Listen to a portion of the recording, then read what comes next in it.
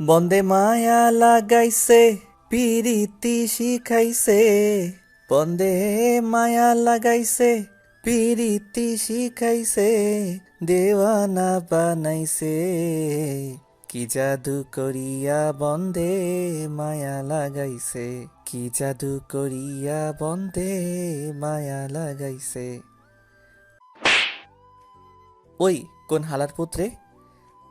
মেয়ে দেখলেই গান গাইতে মন চায়, তাই না? মেয়ের দিকে তাকাতেই আমি পুরাই কলঙ্কিত, থুক্ক, উলঙ্গিত, আরে মানে শিহরিত। কারণ আমার সামনে যেন এটা কোনো মেয়ে না, স্বয়ং আকাশ থেকে নেমে আসা পড়ি। ওই, আমরা আপনাকে দেখে গান গাইনি, অযথা থাপ্পড় মারলেন কেন? ভাগ্য ভালো শুধু থাপ্পড়টাই মারছি, আর একটা কথা বললে মেরে হাত পা ভেঙে দিব। হাল্লা গো, বাঁচাও, সকাল সকাল এটা কোন মেয়ের পাল্লায় পড়লাম রে বাবা। এই মায়া তো পুরাই আগুনের গোলা। এই সময় মমতা জাপার একটা গান খুব মনে পড়ে গেল।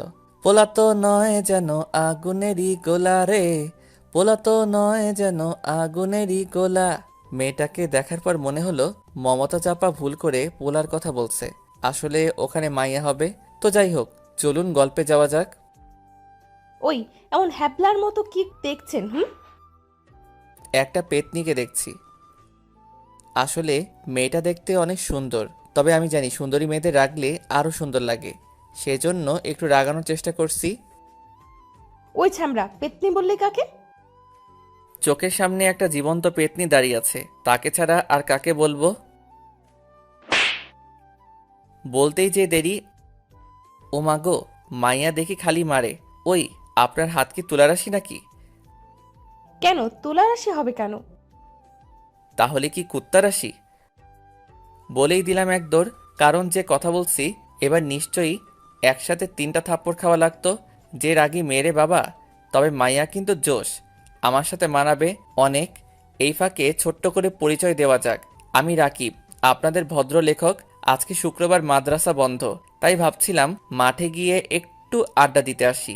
মাঠে এসে যেইমাত্র একটা গান ধরছি, তারপর কি হলো সেটা তো নিজের কানে থুক্কু চোখে দেখছেন। আপনাদের সাথে কথা বলতে বলতে বাসায় চলে আসছি। বাসার ভিতরে ঢুকে আম্মুকে বললাম, আম্মু খাবার দাও, খুব ক্ষুধা লাগছে। কি খাবি বল? কি কি আছে? জুতার বাড়ি, থাপ্পড়, লাথি, ঘুষি, কোনটা খাবি বল? মানে কি আম্মু, কি বলছো এসব? ঠিকই বলেছি, কতবার বললাম বিয়েটা করে নে, সেটা তো করলিই না। প্রতিদিন মেয়েদের হাতে থাপ্পড় খেয়ে আসিস, তোর লজ্জা করে না? আসলে আম্মুর রাগ হওয়ার যথেষ্ট কারণ আছে, কারণ এর আগে 64টা মেয়েকে প্রপোজ করেছিলাম, সবাই 2টা করে মোট 128টা থাপ্পড় মারছে, আর প্রত্যেকবারই আম্মু আমার গালে মলম লাগিয়ে দিত। অবশ্যই আজকেও দিবে।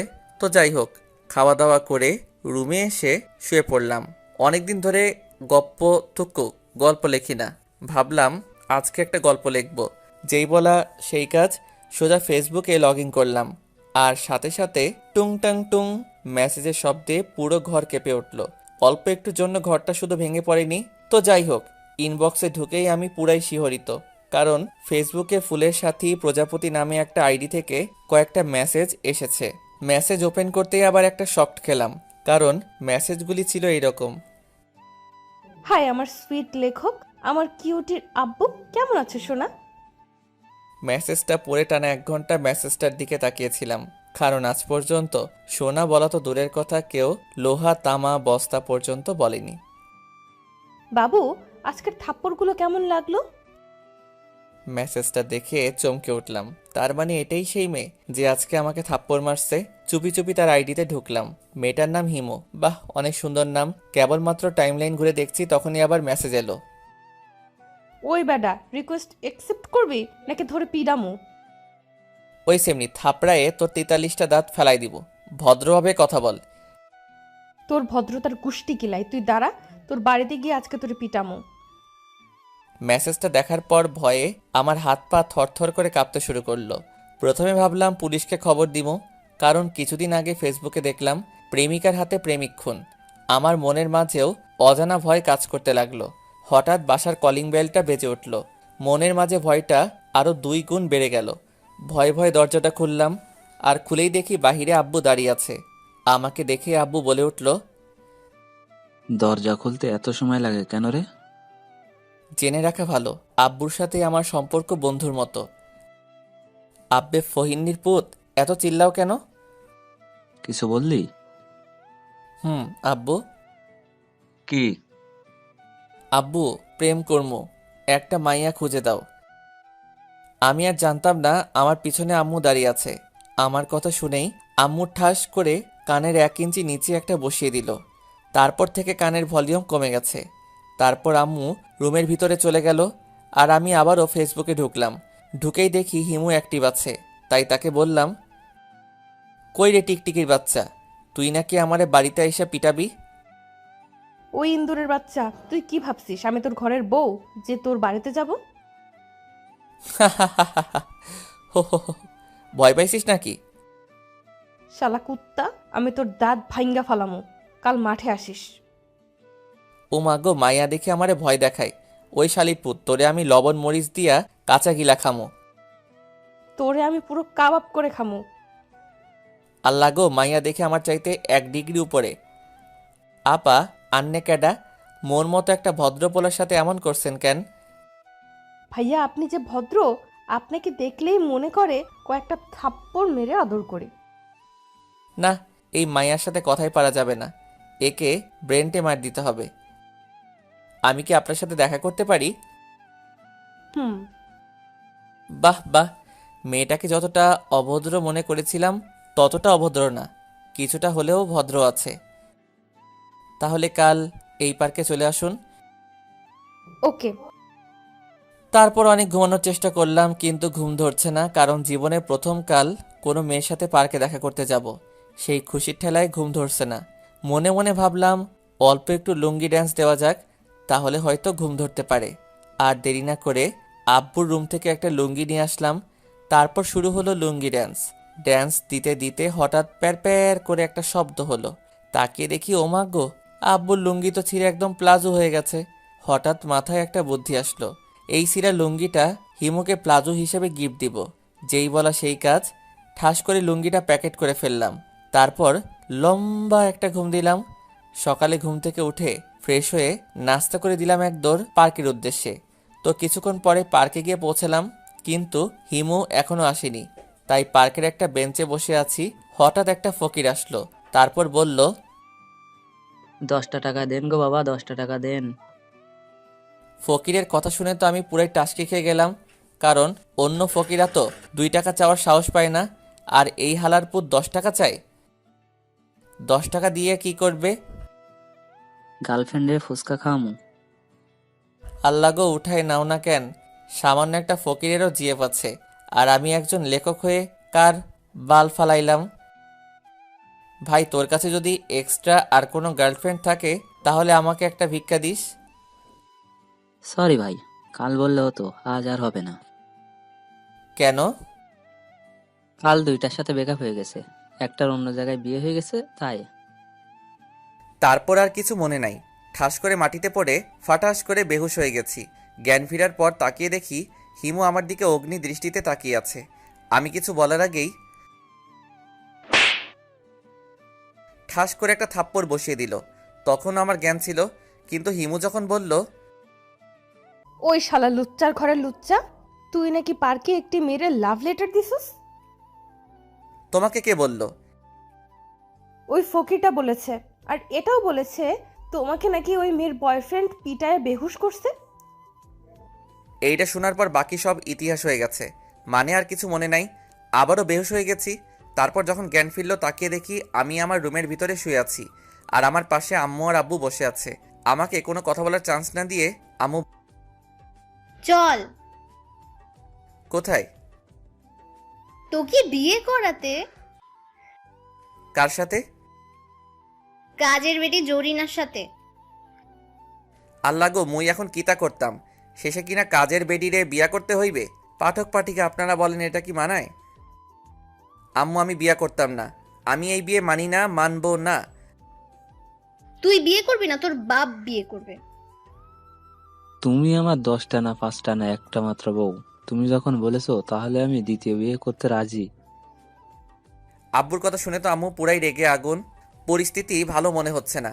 তাড়াতাড়ি বিছানা থেকে উঠে দিলাম এক দৌড়ে মাঠে চলে আসছি। কিন্তু মাঠে আসার পর আমি পুরাই শিহরিত। আমি হাসবো নাকি কাঁদবো কিছুই বুঝতে পারতেছি না। কারণ মাঠে এসে দেখি হিমু আর তার বান্ধবীরা আড্ডা দিচ্ছে। সেটা বড় কথা নয়, বড় কথা হলো কাল আমি যে ছিঁড়া লুঙ্গি প্লাজো হিসেবে হিমুকে দিতে চেয়েছিলাম সেটা পরে এসেছে। বাহ বাহ, খুব সুন্দর লাগছে এটা পরে। আরও অবাক হলাম হিমু এর বান্ধবীদের কথা শুনে। দোস্ত, তোর প্লাজোটা কিন্তু সেই। আমার বয়ফ্রেন্ড গিফট করছে। আল্লাহ গো, দড়ি ফালাও উইঠা যাই। আমি নাকি ওর বিয়ে। আর কি যোগ আইলো রে ভাই, লুঙ্গিকে প্লাজো বানায় ফেলছে। তোর বিএফের নাম কি আর দেখতে কেমন? নাম রাকিব, একজন লেখক। আর ও তোদের পিছে দাঁড়িয়ে আছে, দেখ। তার মানে আমি যেখানে দাঁড়িয়ে আছি হিমু সেটা অনেক আগেই দেখে ফেলেছে। হিমুর কথা শুনে ওর বান্ধবীরা আমার দিকে ফ্যাল ফ্যাল করে তাকিয়ে আছে। মনে হচ্ছে যেন আমাকে চোখ দিয়ে খেয়ে ফেলবে। ওদের তাকিয়ে থাকা দেখে আমিও একটা বোকামার্কা হাসি দিয়ে ওদের কাছে গেলাম। তারপর, ভাইয়া কেমন আছেন? প্লিজ ভাইয়া বলবেন না, কলিজায় আঘাত লাগে। তাহলে কি বলবো? কেন, জান বাবু সোনা বলে ডাকবা? আমার কথা শুনে ওর বান্ধবীরা লজ্জা পেয়ে বান্দরের মতো লাফাইতে লাফাইতে চলে গেল। হাই সকিনা। ওই লুচ্চা ছকিনা কেডা? কেন তুমি? কুত্তা। মাইন্ড ইওর ভাষা, আই এম ভদ্র বয়। আমার ইংরেজি শুনে হিমু পুরাই টাস্কি খাইল। হেতি মনে হয় বাপের জন্মে এমন ইংরেজি শুনে নাই। বাংলার কুত্তা, আবার ইংরেজি মারাও, তাই না? এই মাইয়া তো দেখি পুরাই ডেঞ্জারাস। আমি তো জানি হিমুই আমাকে বাসায় রেখে এসেছে। হাসপাতাল থেকে আমাকে বাসায় রেখে এসেছিল কোন হালার পুত? তোমার আব্বু। কি? কিভাবে? মিস্টার সুইট লেখক সাহেব, তোমার বাবাকে আমি আগে থেকেই চিনতাম, আর তার নাম্বারও ছিল আমার কাছে। তাই বলতে হবে না, আমি বুঝে গেছি। সি সি সি, নিজের বাবাকে হালারপুত বললাম। হঠাৎ মনে পড়ল এই শালির কাছ থেকে যদি নাম্বার চাই তাহলে থাপ্পড় মেরে সব দাঁত ভেঙে ফেলবে। আব্বুর ফোনে তো নিশ্চয়ই হিমুর নাম্বার আছে। আর কোনো কথা না বলে বাসার উদ্দেশ্যে দিলাম দৌড়। বাসায় এসে বিদ্যুৎ গতিতে আব্বুর ফোনটা হাতে নিলাম। আব্বুর ফোনটা হাতে নিয়ে কল লিস্ট আর মেসেজ দেখে আমি পুরাই কলঙ্কিত, থুক্কু শিহরিত। কারণ আব্বুর ফোনে যেসব নামে নাম্বার সেভ করা তার কিছু উদাহরণ নিচে দিলাম। জান, বাবু, সোনা, লোহা, প্লাস্টিক, তামা, ভাঙাচোরা ইত্যাদি ইত্যাদি। আরও অবাক হলাম মেসেজ অপশনে গিয়ে, কারণ আব্বু পাশের বাসার আন্টির সাথে থাকার কইতাম না। আমি আবার হিমুর নাম্বার খুঁজতে লাগলাম। দীর্ঘ 30 মিনিট সাধনা করার পর আমি হিমুর নাম্বার পেলাম। আর 1 মিনিট দেরি না করে ঠাস করে হিমুর নাম্বারে কল দিলাম। হাই ফুলটুসি। হোয়াট? এত হোয়াট হোয়াট করো কেন? কে বলছেন?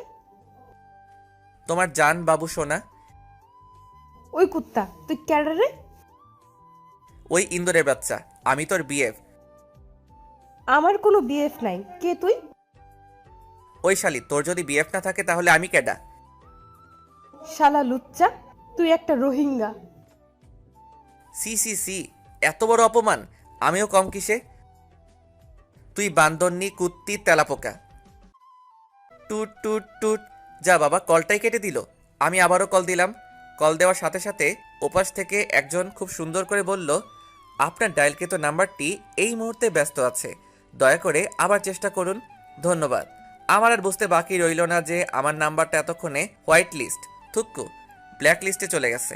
কি আর করার, খাওয়া দাওয়া করে বন্ধুদের সাথে আড্ডা দিতে চলে গেলাম। তো অনেকক্ষণ আড্ডা দিতে দিতে হঠাৎ দেখি হিমু মার্কেটের ভিতর থেকে বের হচ্ছে। মনে মনে ভাবলাম, শালির ঘরের শালি, আমারে ব্ল্যাক লিস্টে রাখছো, আজ তোমারে মজা দেখাবো। আর এক মুহূর্ত দেরি না করে সোজা হিমুর পিছনে পিছনে গেলাম। তারপর রাস্তার ধারে হিমুর সামনে হাঁটু গেড়ে বসে, আই লাভ ইউ সকিনা। থাপড়ায় তোর 32টা রাত ফালাই দেবো, শয়তান একটা। আমিও। আমিও মানে? আমিও থাপড়ায় তোর 32টা দাঁত ফালাই দিব। ওই, তোর সমস্যাটা কি বলতো? তোরে একটা কিস দিমো। হোয়াট? আর এক মুহূর্ত দেরি না করে তার ঠোঁটে আমার একজোড়া ঠোঁট লাগিয়ে দিলাম। প্রায় 5 মিনিট ধরে একটা কিস দিলাম, দিয়েই দিলাম এক দৌড়। কারণ যে রাগী মেয়ে কখন কি করে না করে, তার উপর আবার কিস দিছি। ভাবতেই খুশি খুশি লাগতেছে। তো যাই হোক, আপনাদের সাথে কথা বলতে বলতে বাসায় চলে আসছি। বাসায় ঢুকে আম্মুকে বললাম, আম্মু খেতে দাও। কি খাবি বল? যেটা আছে সেটাই দাও তো, খুব ক্ষুধা লাগছে। লাল লিপস্টিক, কালো লিপস্টিক, পিঙ্ক কালারের লিপস্টিক, কোনটা খাবি বল? তুমি মোর লগে ইয়ার্কি মারো? ইয়ার্কি মারবো কেন? আয়নায় গিয়ে নিজের মুখটা একবার দেখে আয়। আমি বীরের মতো আয়নার সামনে বুক ফুলিয়ে গেলাম, আর গিয়েই তো আমি পুরাই টাসকি খেলাম, কারণ হিমুকে কিস দেওয়ার সময় ও ঠোঁটে লাল লিপস্টিক দিয়ে আমার ঠোঁটও লাল হয়ে গেছে। হঠাৎ পিছন থেকে আম্মু বলল, মাইয়াটা ক্যাডা? কোন মাইয়া? ওই কোন হালার পুত মারল রে? পিছনে তাকিয়ে দেখে আব্বু দাঁড়িয়ে আছে, তার মানে থাপ্পড়টাও আব্বুই দিছি। মারলা কেন? হারামজাদা, তুই নাকি আমার বন্ধুর মেয়ের ইয়ে দিছস। ইয়ে কি? ইয়ে বুঝিস না? দাঁড়া, তোকে মজা দেখাচ্ছি আজকে তো। হঠাৎ বাসার কলিং বেল বেজে উঠল। আম্মু গিয়ে দরজা খুলতেই আমার চোখ কপালে উঠে গেল, কারণ যে এসেছে সে আর কেউ না, ওই ডাইনি মেয়েটা মানে হিমু। হিমু ভিতরে এসে আম্মুকে বলল, আন্টি, তোমাদের বাসায় চোর পিটানোর লাঠিটা কই? কি লাঠি দিয়া কিতা করবা? বলেই এক দৌড়ে রুমে চলে গেলাম। রুমে গিয়ে আগে দরজাটা লাগিয়ে দিলাম। কিছুক্ষণ পর বাহির থেকে হিমু বলতেছে, শয়তান, বের হ বলছি। বেশি পিটাবো না, শুধু 2টা থাপ্পড়, একটা ঘুষি, একটা লাথি আর একটা লাঠি দিয়ে কয়েকটা পিটামো। আল্লাহ গো উঠাই লও। এই মাইয়া কয় কি এতগুলো পিডাবে, আবার কয় বেশি পিডাবো না। বাহির থেকে আবার হিমু বলল, ওই কুত্তা, দরজা খুল বলছি, না হলে কিন্তু দরজা ভেঙে দিয়ে তোরে পিটামো। আম্মা ও আম্মা গো, ও আব্বা গো, তোমার পোলাটারে বাঁচাও গো। তোর মতো ছেলেকে এইভাবেই পিটানো উচিত। দরজা খোল বলছি, তাছাড়া আজকে তোরে মাইরাই হালামো। আল্লাহ গো রক্ষা করো, এই ডাইনিটা তো আজকে আমাকে মেরেই ফেলবে। কি আর করার, ভয় ভয় দরজাটা খুলে দিলাম। আর দরজা খোলার সাথে সাথে শুরু হয়ে গেল উদুম কেলানি। ও আম্মা গো, আব্বা গো, ও খালা গো, ও মামি গো, আমি আর কোনোদিন কিস দিব না, মাইরা ফেলাইলো গো। অবশেষে দীর্ঘ 32 মিনিট পিটানোর পরে শান্ত হলো। তারপর আমি কোনো মতে উঠে গিয়ে বিছানায় বসলাম। আসলে আমি একটু ব্যথা পাইনি, কারণ মাইয়া মানুষ মারলে তেমন ব্যথা লাগে না, তাই একটু ব্যথা পাওয়ার অভিনয় করলাম। কিছুক্ষণ পর হিমু আমার রুমে আসলো, তারপর বলল, সরি সোনা, একটু বেশি পিটাইছি। মনে চাচ্ছে থাপড়াইয়া 43টা দাঁত ফালাইয়া দেই। রাগ করছো কেন সোনা? বেশি তো পিটাইনি, মাত্র 43টা থাপ্পড়, 31টা লাঠি, 19টা ঘুষি আর লাঠি দিয়ে কয়েকটা পিটাইছি। এতক্ষণে আমার শরীরে ব্যথা ছিল না। হিমুয়ের কথা শুনে আমার শরীরে ব্যথা আরো বেশি হয়ে গেল। শালি জি কি মারটাই না মারলো। ও মাগো, ইস কি ব্যথা গো। কাছে আসো, ব্যথা দূর করে দিচ্ছি। ওই ফইনির জি, আমার কাছে আসবি না। দাঁড়া, আম্মুকে ডাক দিচ্ছি, তোরে আবার পিটামো। কি আর করার, বাধ্য ছেলের মতো হিমুর কাছে গেলাম। শালা আজকে কার মুখ দেখে যে ঘুম থেকে উঠেছিলাম আল্লাহই জানে। হিমুর কাছে যেতেই আমাকে অবাক করে দিয়ে হিমু, ব্যথা কমেছে? না, আরও একটা দিলে কমবে। এবার মনে হয় আরেকটা কিস পাবো, কিন্তু শালা লুচ্চার ঘরের লুচ্চা, একটা দিয়ে পেট ভরে না। বলেই ভেংচি কেটে চলে গেল। এই কিতা হলো, আমি ভাবলাম আরেকটা কিস পাবো, উল্টা এই শালি তো আমার অপমান করলো। মনে মনে সিদ্ধান্ত নিয়ে নিলাম, আজকে রাতে তো হিমু আমাদের বাসাতে থাকবে, আজকে সারা রাত ওকে পিটাবো। তো দেখতে দেখতে রাত হয়ে গেল। খাওয়া দাওয়া করে সবাই যার যার রুমে চলে গেল। বলে রাখা ভালো, আমাদের রুম 5টা, একটাতে আমি থাকি, আরেকটাতে আম্মু আব্বু থাকে, আরেকটাতে ছোট্ট ভাই থাকে। আমিও আমার প্ল্যান মতো কাজ শুরু করে দিলাম। তখন রাত 2টা। আমি আমার রুম থেকে লাঠি নিয়ে, যেটা দিয়ে আমারে পিটাইছে, হিমুর রুমের দিকে গেলাম। গিয়ে দেখি শালি কম্বলের মধ্যে ঢুকে গেছে। আর এক মুহূর্ত দেরি না করে এক লাফে খাটের উপর উঠে শুরু করে দিলাম উদুম কেলানি। ঠাস ঠাস ঠাস ঠাস দীর্ঘ 1 ঘন্টা পিটাইলাম। পিটানোর কারণে শালি মনে হয় বেহুশ হয়ে গেছে। আমিও মনের আনন্দে গান গাইতে গাইতে আমার রুমে চলে আসলাম। আজ পাশা খেলবো রে শাম, আজ পাশা খেলবো রে শাম। তারপর আনন্দের সাথে ঘুমিয়ে গেলাম। সকালে ঘুম ভাঙলো আম্মুর চিল্লানিতে। এত সকাল সকাল চিল্লাও কেন? কাল রাতে বাসায় ডাকাত এসেছিল। আমি মনে মনে ভাবলাম, যাক বাবা, হিমুকে পিড়ানোটা তাহলে সার্থক হয়েছে। হঠাৎ চোখে পড়ল আমার ছোট ভাইয়ের উপরে। তাকিয়ে দেখি তার গালগুলো আলুর মতো হয়ে গেছে, চোখ দুটো ফুটবলের মতো হয়ে গেছে। তোর এমন অবস্থা কেন? ভাইয়া, কাল রাতে ডাকাত আমার রুমে ঢুকে আমারে পিটাইছে। ছোট ভাইয়ের কথা শুনে আমি তো আকাশ থেকে পড়লাম। তাহলে কাল রাতে আমি হিমু ভেবে ছোট ভাইকে পিটাইছি? C C C. যে হালারপুত আমারে মারছে তার জীবনেও বিয়ে হবে না। শালারপুতের জিএফের সাথে ব্রেকআপ হয়ে যাবে। এমন কথা বলে না ছোট ভাই। আমি ঠিকই বলেছে, আমার ছেলেকে যে মারছে আল্লাহ তার হাত ভেঙে দাও। আল্লাহ গো, উঠায় নাও না কেন? মুই আর এই দেশে থাকবো না। মুই আজকেই চামচুক্কা চলে যাবো। হঠাৎ চোখে পড়লো হিমুর উপরে। শালি 43টা দাঁত বের করে মিটি মিটি হাসতেছে। আমি ওকে ইশারা করলাম আমার রুমে আসার জন্য, আর আমিও আমার রুমে চলে গেলাম। কিছুক্ষণ পর হিমু আমার রুমে আসলো। আমাকে কোনো কথা বলার চান্স না দিয়ে হিমু বলল, কি খবর মিস্টার সুইট কিউট কমেডিয়ান লেখক সাহেব? আমাকে পিটানোর প্ল্যান করছিলেন তাই না? শালির জি, তোর জন্য আমি আমার ছোট ভাইরে পিটাইছি। তোরে আজ আমি খাইয়া ফেলামো। মাইন্ড ইওর ভাষা। তুই আমাকে খাবি মানে? আমি কি আলু বেগুন পটল নাকি? এইভাবে তর্ক করতে করতে একসময় আমাদের মাঝে তুমুল হারে মারামারি লেগে গেল। আমি হিমুর চুলের মুঠি ধরে ঠুস ঠাস করে কয়েকটা লাগিয়ে দিচ্ছি, আর হিমু আমার চুল ধরে আমারে থাপ্পড় দিচ্ছে। অবশেষে দীর্ঘ 30 মিনিট ধরে আমরা মারামারি করলাম। আমাদের মারামারিতে বেশ কয়েকজন শহীদ হয়ে গেছে। তারা হলো বীরশ্রেষ্ঠ কোলবালিশ, কয়েকটা বালিশ, গ্লাস, আয়না ইত্যাদি ইত্যাদি। বর্তমানে আমরা দুইজন রেস্ট নিচ্ছি। হঠাৎ হিমু বলল, আমি তোকে ভালোবাসি রে। হিমুর মুখে এমন কথা শুনে আমি ভ্যাবাচাকা খেয়ে গেলাম। আমিও এই কয়েকদিনে হিমুকে ভালোবেসে ফেলেছি, কিন্তু প্রকাশ করিনি। তো আমি কি করব? প্লিজ আর কি করিস না, আমি সিরিয়াসলি বলছি। তো আমি কি করব? মানে তুই কি আমাকে সত্যিই ভালোবাসিস না? না। আমার কথা শুনে হিমু কাঁদতে কাঁদতে চলে যেতে ধরলো। তখনই আমি ওর হাতটা ধরে ওকে বুকে টেনে নিলাম। তারপর আলতো করে ওর কপালে একটা ভালোবাসার পরশ এঁকে দিলাম। শয়তান কুত্তা বিলাই, আমাকে কষ্ট দিয়ে খুব শান্তি পাও তাই না? ওই কুত্তি, কান্না বন্ধ কর। আমার শার্ট ভিজে গেল তো। যাক, তাতে তোর সমস্যা কি? বলেই আমাকে ধাক্কা দিয়ে বিছানায় ফেলে দিল। তারপর আমার বুকের উপর উঠে বসে আমাকে বলল, আমাকে এখন ভালোবাসোস? মানে? মানে হলো আমাকে এখনই ভালোবাসতে হবে। কিন্তু কিভাবে ভালোবাসবো? কুচি খোকা, হিসাব বোঝো না? দুধু খাও। ফেসবুকে তো ভালোই রোমান্টিক গল্প লেখো। তোমার গল্প পড়ে অনেক মেয়েই তোর প্রেমে হাবুডুবু খায়, আর এখন বলছিস কিচ্ছু জানি না। কিন্তু আমি তো।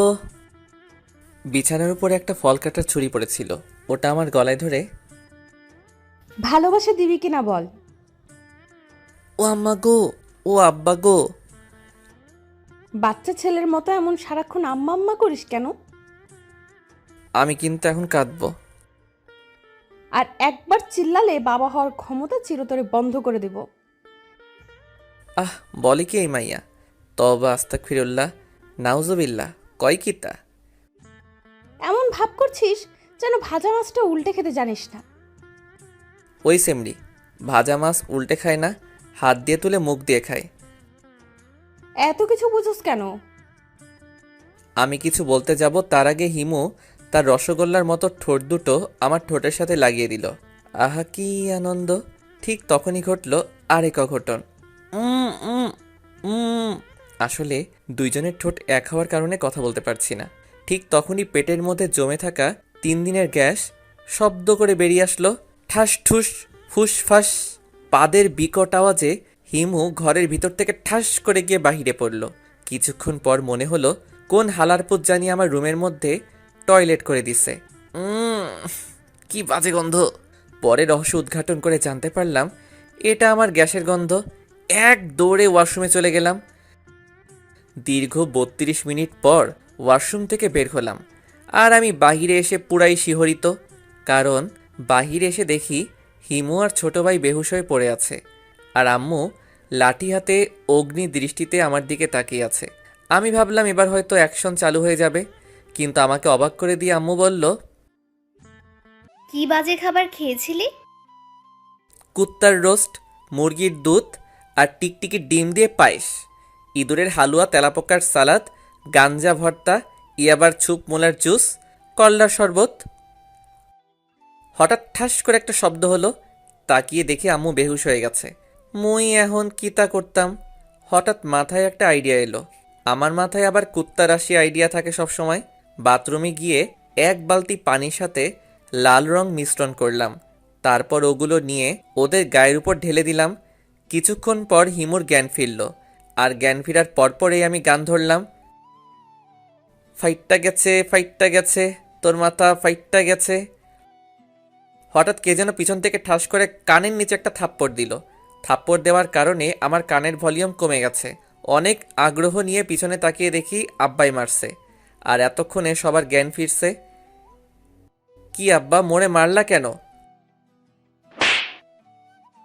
ও মাগো, এবার দেখি পিছন থেকে মারে। তাকিয়ে দেখি হিমু মারছে। ওই শালির জি, ফইনির ঘরের ফহিন্নি, মারলি কেন?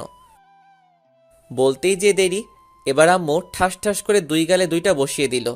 সাথে সাথে আমি ভাদাইম্মা স্টাইলে ডাক দিলাম, আম্মা, ও আম্মা গো, আম্মা, ও আব্বা গো।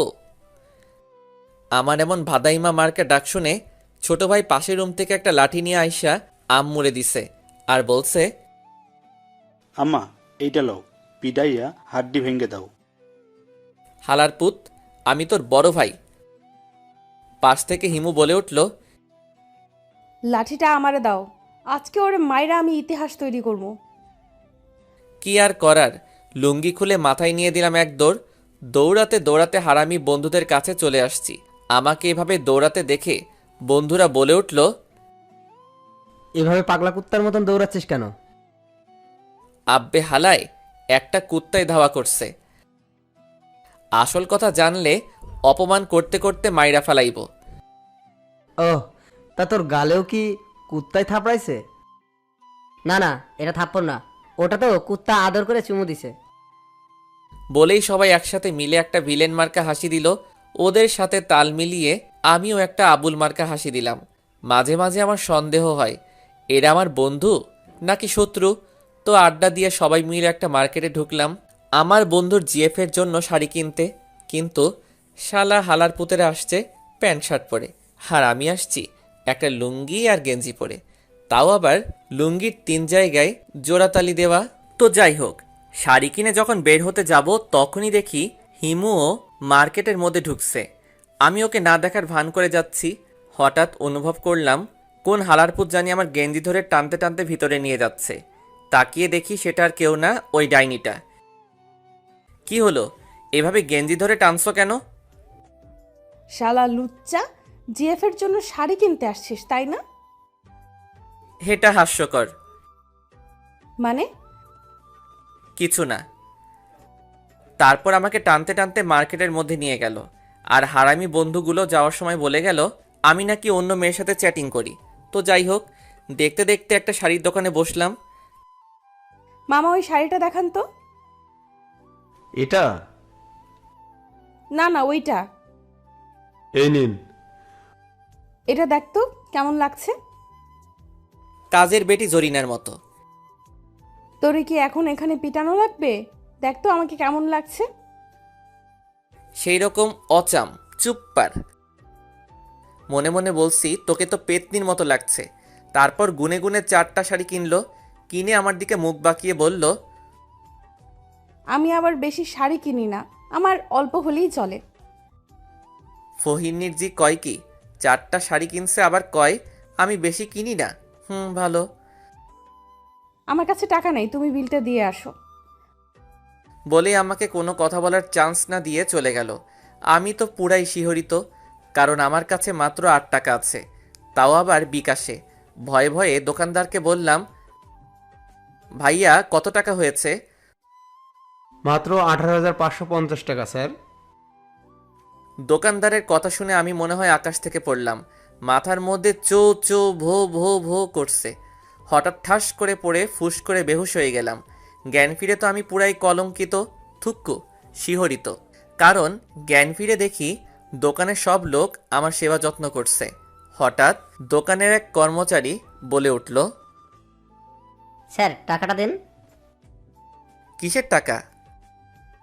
ও মনে হয় বেহুশ হয়ে সবকিছু ভুলে গেছে। ওর মাথায় লাঠি দিয়ে ঠাস করে একটা বাড়ি মার, তাহলে মনে পড়বে। হালারপুত কয় কিতা? আর একজন তো আরও এক ধাপ এগিয়ে বলল, ওই ওর লুঙ্গি আর প্যান্ট খুলে নে। আল্লাহ গো, মুই এখন কিতা করতাম? এই বেটা, টাকা বের কর। ওরে ভাইরে, আমার কাছে তো টাকা নাই। ওই ওর লুঙ্গি আর গেঞ্জি খুলে নে।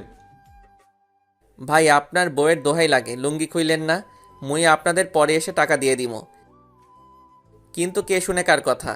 অবশেষে লুঙ্গি এবং গঞ্জি বোনাস হিসেবে ফোনটা দিয়ে দিলাম এক দৌড়। ভাগ্য ভালো ছিল নিচে আন্ডারপ্যান্ট ছিল। রাস্তায় দিয়ে দৌড়াচ্ছি আর মানুষে আমার দিকে হা করে তাকিয়ে আছে। নিজেকে এই মুহূর্তে দৌড় প্রতিযোগিতায় ফার্স্ট বয় মনে হচ্ছে। অবশেষে দৌড়াতে দৌড়াতে বাসায় আসলাম। বাসায় এসে ঘরে ঢুকতেই আব্বু বলে উঠল, কি রে, তোর লুঙ্গি আর গেঞ্জি কই? আব্বা, ও আব্বা গো, কিতা হইছে? ও আব্বা গো। আবেগে কাইন্দা দিছি। আব্বে, আগে কি হইছে কবি তো। কি আর কমু, দৌড় দিয়ে রুমে ঢুকে দরজা লক করে দিছি।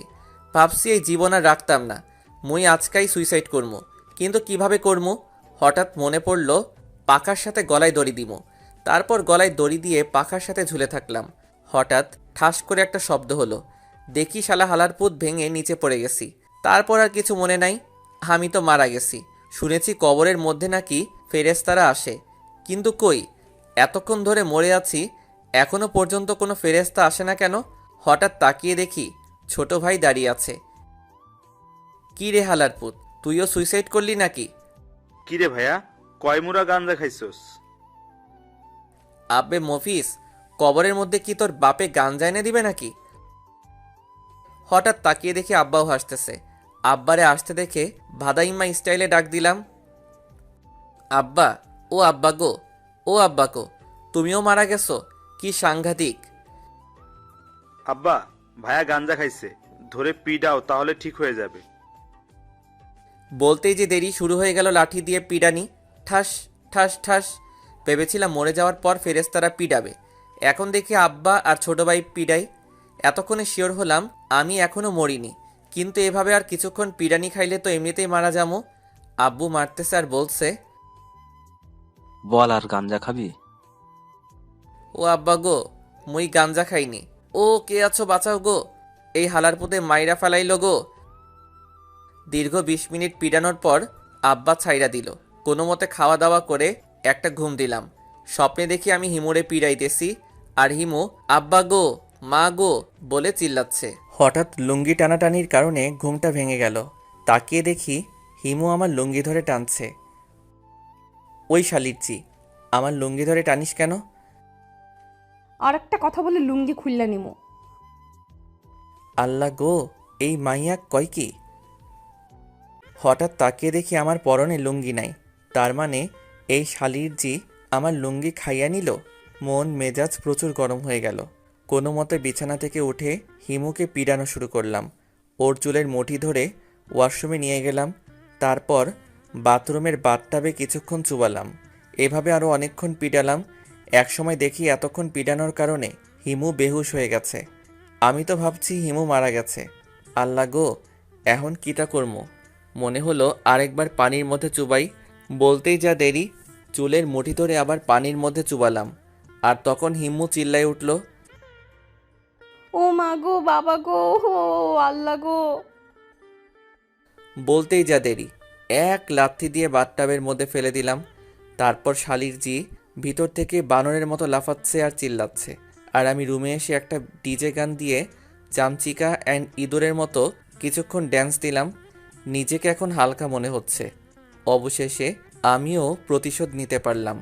পরে মনে হলো, হায় আল্লাহ, শালি যদি মরে যায় তাহলে তো আমি পুরাই শেষ। তাড়াতাড়ি করে বাথরুমে গেলাম। আর গিয়ে তো আমি পুরাই শিহরিত, কারণ বাথরুমে গিয়ে দেখি হিমু লাঠি নিয়ে দাঁড়িয়ে আছে। ওই ফহিন্নি, লাঠি নিয়ে দাঁড়িয়ে আছিস কেন? এটা তোর হাড্ডি ভাঙার জন্য। হায় আল্লাহ, এর দেখি পুরাই মাথা গেছে। এখন মই কিতা করতাম? আরে বইনার হবে না, ছেড়ে দে আমায়। অবশেষে অনেক বোঝানোর পর যখন শুনল না, তখন ঠাস করে কানের নিচে কয়েকটা বসিয়ে দিলাম। ওই, তুই আমারে মারলি কেন? আমি তো তোরে মারি নাই, আমি তো তোরে আদর করছি। দাঁড়া, তোকে দেখাচ্ছি মজা।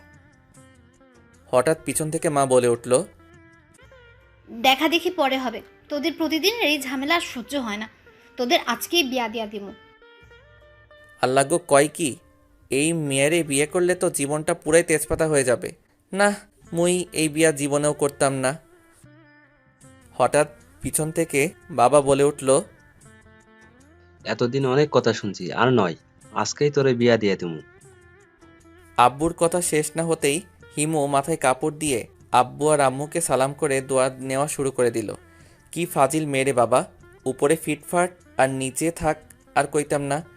অবশেষে শিশু নির্যাতনের শিকার হয়ে আমার আর হিমুর বিয়েটা হয়ে গেল। বর্তমানে দাঁড়িয়ে আছি বাসর ঘরের সামনে, বন্ধুরা আমাকে বিড়াল মারার টিপস দিচ্ছে। অবশেষে বন্ধুদের টিপস দেওয়া শেষ হলো। আমি বুঝতে পারছি না, সারা বাড়িতে একটা বিড়ালও নাই, আর সবাই আমাকে বিড়াল মারতে বলছে। এখন আমি এই বিড়ালটা কই পাই? আপনাদের সাথে কথা বলতে বলতে বাসর ঘরে ঢুকে গেছি, আর বাসর ঘরে ঢুকতেই হিমু এসে আমার পা ধরে সালাম করলো। যাক বাবা, যতটা খারাপ ভেবেছিলাম ততটা খারাপ না, কিছুটা ভালো আছে। বেঁচে থাকো মা, থুক্কু বউ, তোমার জায়গায় তো আমার পায়ে না, আমার খাটে, থুক্কু বুকে। বলতেই যা দেরি, এক লাফে বউ আমার কোলে উঠে বসলো। ও আম্মা গো, ও আব্বা গো, বাঁচাও গো, কি ভারী তুমি ও মা গো। ওই কুত্তা, আমি তোর মা নই, আমি তোর বউ। জানি জানি, এখন নামো। ও মা গো, কোমর ভেঙে গেল গো। আচ্ছা, তোর তো কোনো বোন নাই তাই না? কেন? মাঝে মাঝে আমাকে একটু দুলাভাই বলে ডাকিস, কলিজাটা ঠান্ডা হবে। ও, বলেই আমার উপরে ঝাঁপিয়ে পড়ল। নিজেকে এই মুহূর্তে বাংলা সিনেমার নায়িকাদের মতো লাগছে, আর হিমুকে লাগছে ভিলেনের মতো। কি রে, চুপ করে আছিস কেন? তো কি করব, চিল্লাচিল্লি করব? তুই না বলেছিলি বাসর রাতে ক্রিকেট টিম তৈরি করবি? ও তাই তো, আমার তো মনেই নাই। বলেই আমি ক্রিকেট টিম তৈরি করায় ব্যস্ত হয়ে পড়লাম। হঠাৎ ফট ফট ফট ফটাস করে একটা শব্দ হলো। তাকিয়ে দেখি খাট ভেঙে পড়ে গেছি। কি হলো এটা? নতুন রেকর্ড। মানে? বাসর রাতে খাট ভাঙার ইতিহাস। অবশেষে ইতিহাসের খাতায় আমার নাম উঠে গেল। বকাটে ছেলে বাসর রাতে খাট ভাঙার ইতিহাস। পরের দিনগুলো কেটে গেল অনেক আনন্দে। নতুন বিয়ে করেছি, বুঝেন তো মজাটা কেমন।